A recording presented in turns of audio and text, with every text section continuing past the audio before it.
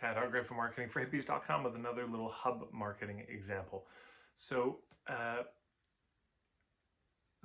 was on a call with some farmers. One of them sold flowers. That was her business. And this was such a great example of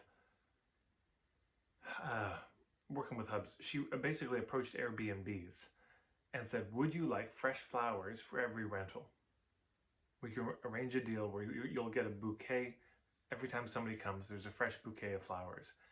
I thought it was so smart because if you're trying to reach, in this town, there's a lot of summer tourism. You know, people come, they rent these cabins, they Airbnb, and they're there for the summer or just for a few weeks.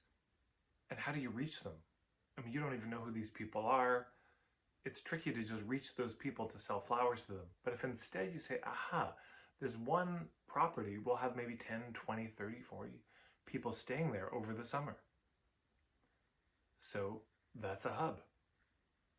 You know, for every single rental, you could sell a bouquet of flowers. But now if you try to just knock on the doors of what you knew were Airbnb, say, hey, we sell flowers. We noticed you just showed up here last night because we were spying on this property. And would you like some flowers? You see how the impossibility of that. So instead, we go right to the people who run the Airbnbs. Smart. And of course, the next level of that could be you find there's certain people who own 10 Airbnbs, and then you get a deal like that. So not advocating Airbnb as something that is benefiting this world tremendously, but while it's there, why not?